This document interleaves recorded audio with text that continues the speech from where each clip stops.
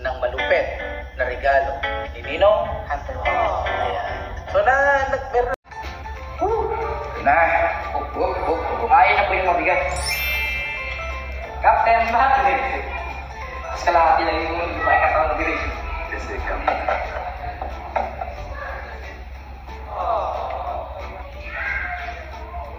Ay, grabe tatay ito.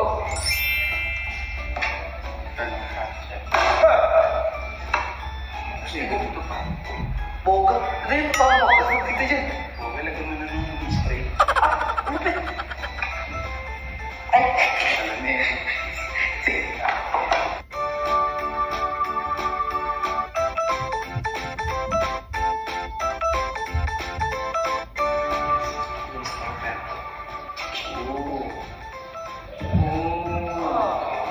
Uy, dali kita kayo ako sa pito.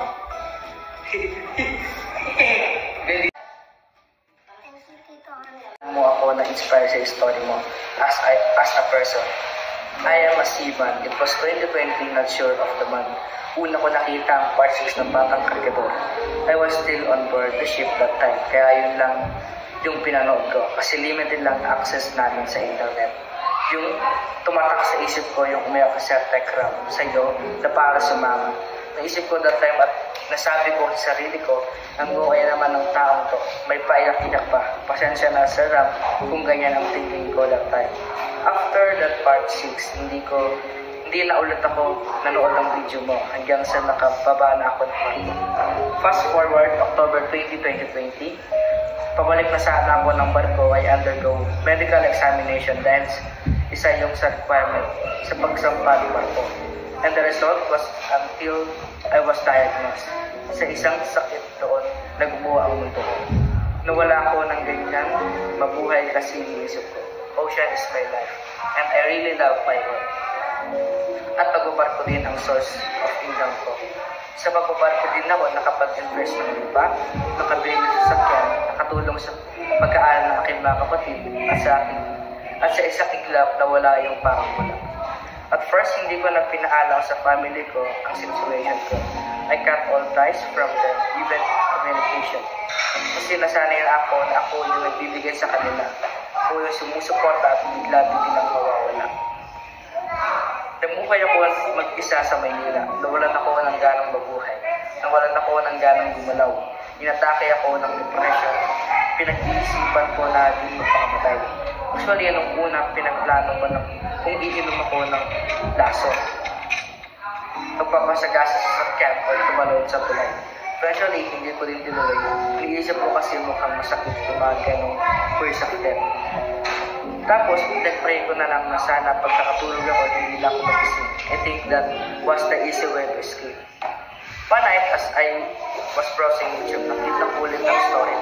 Sinimulan ko na hanggang sa part 1. Sa part 1 pa lang, bumuhos na luha ko. Minsan, hindi na ako nakahinga dahil pigil na ang iyak ko. Habang pinapanood ko, habang nakikipagpatintero ka sa pasara na may bitbit na ilang sakong gulay sa balikat ko, I judge your story without knowing the truth. Palagay ko ganyan talaga ako, tao minsan. Kahit hindi natin alam ang buong storya, ang bilis natin i-judge ang ibang tao. Doon ako talagang nahiya sa sarili ko. Sabi ko, ito ang batang ito lumalaban kahit na hindi niya kasama ang pamilya. Lumalaban kahit bata pa. Ako pa kaya na hindi hamak na mas matanda. At kahit papaano nakasuporta ang aking pamilya. Sinimulan nung lagi kung pinagpupayagan ng mga videos mo, kahit na bawal ako magpuyat, minsan straight araw, hindi ako natutulog. Para lang makakeep up sa iyong mga videos. Doon ko na-realize na may ginagamit ang Diyos para ipakita sa atin na hindi lang ako ang may mabigat na dinadala. Yung iba mas sobra pa, yung binibitbit nila sa kanilang balikan. And as for me, ikaw ang ginamit ng Diyos para sabihin sa akin na huwag sumuko. Mula noon, unti-unti ko nating binuksan ang sarili ko sa aking pamilya. At unti-unti ko ding pinalakas ang aking katawan. I'm always looking forward sa inyong Monday life. Kasi feeling ko in time at parang kasama din ako sa inyong tawanan at iyakan. The best Monday life para sa akin yung mga unang life nyo na kumakain na kayo sa farm kahit iilan lang kayo. Sobrang saya, nakakawala ng lungkot. Sinikap kong magpagaling, sinubukan ko ulit tawagan ng kumpanya ko kung pwede pa rin ako tanggap. Sa awa ng Diyos, sinabi nila na as long makapasa ako sa medical, makakabalik ako, kaya pinursige ko ang aking sarili na magpagaling. While doing that, nakasunod din ako sa vlog ng tatera mo. Hoping na makita ka kasi parang ikaw yung pinuhugutan ko ng lakas. Every time I see you na motivate at na-encourage ako para harapin ang bawat araw. I even attended your 15th birthday. Hindi man tayo nakapagbanding. Masaya na ako na makita ka ng personal. Pumunta na po pala siya.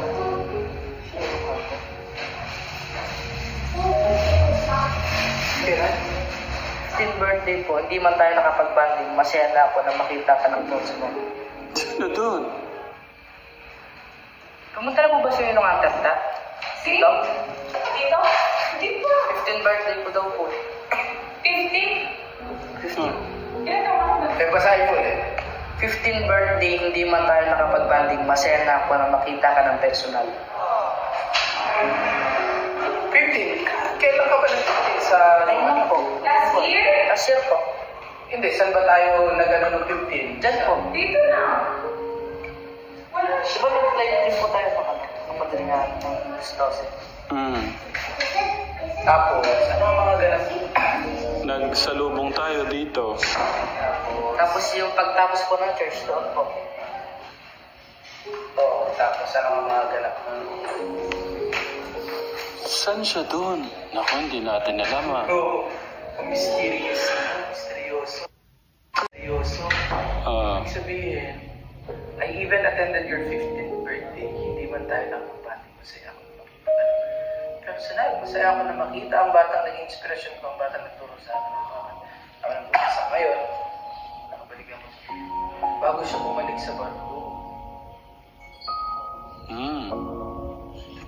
Sino yun doon na? Nako. I even attended. Marami bang hindi ko... Yung salubong natin, gabi. Hindi, ano eh. Yun yung, syempre walang... Tayo. Tayo lang. Tapos yung after po ng church, di ba pumunta po, tapos nag-base po. Tapos may mga kapatid ko. Panoorin natin. Sila mama. Sino kaya doon yun? Sige, tuloy mo muna yan, kuya. Nako. I even attended your 15th birthday, hindi man tayo nakapagbanding. Masaya na ako na makita ka ng personal. Masaya ako na makita ang batang naging inspirasyon ko. Ang batang nagturo sa akin na lumaban sa hamon ng buhay. Sa ngayong nakabalik ulit ako ng barko at tinatanong ko ng malaking utang na loob sa iyo ang aking buhay. At pati na din ang ating Diyos kasi siya ang nag-introduce siya sa akin. Believe I know this word and people can be harsh and cruel. Sometimes please don't mind them. Importante mas maraming nagmamahal sa iyo. Sir Ram, thank you for molding Kwede for being a better person. To Ma'am Jack, thank you sa pagtanggap kay Kwede. I truly salute you. Hindi biro pagsakripisya niyo kay Kwede. And even Luis, tinanggap niyo siya bilang totoong panganib, bilang totoong anak. Kwede, please accept my token or gift of appreciation for you. Hindi man kasing garbo ng kasing mahal ng iba, pero galing nga sa puso ko. Remember, the sun is alone, but it still shines. I know you inspire small people. Ayokong sabihin na wag kang magbago, Kwede. Magbago ka, pero sa kabutihan. I know you're not a perfect person. You also have shortcomings, pero lagi mong tatandaan na madami yung nakasuporta habang handang gabayan ka.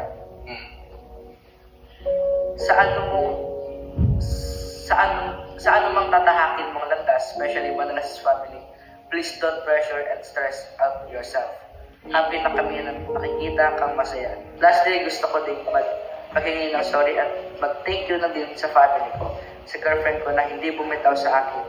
Hindi ako iniwan sa naging unos ng aking pinagdadaanan. Thank you din, Sir Rex, for bringing my... Nandito. Dalawang clue na. May clue na, merong may clue na. helicopter, tapos merong piloto dito. At paano reaction mo kay Steve? Paano ba? So, ready na? On the count of 5. 1, 2, 3, 4, 5! Okay. So, basta. Okay.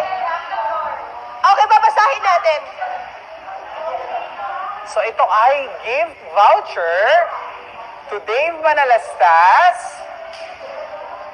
Wow, this is a gift voucher to Dave Manalastas. They are going to ride a Cessna 172 aircraft. Ay, ang taray! Be You a can be a pilot for a day. for a day. Wow! From Ninong Hunter. Hala, ang taray, no? Naunahan mo pa yung magpipiloto? Sumakay ng aeroplano? So, ano to? Ano itong Cessna 172? Helicopter. Helicopter siya? Helicopter. Ay, di ba airplane? Cessna, yung maliit na plane, kuya. Parang Cessna. Okay. Parang kinakabahan ako ah. Kaya mo kaya doon? Ano masasabi? Galing kay Ninong Hunter. Thank you po, Ninong Hunter, sa pagregalo po. Thank you po. Para may idea yung viewers ko. Para may idea yung viewers ko, ano yung ipapa-fly ng ating Kuya Dave? Parking. Professional. Nag-drive din po ang sasakyan. Oo, pareho lang yan. Ba't gumagalaw yung ano? Ay, nahatak. Kala ko. Gumagalaw na. Ayun, nakateka. Gumagalaw nga, nakikita dito.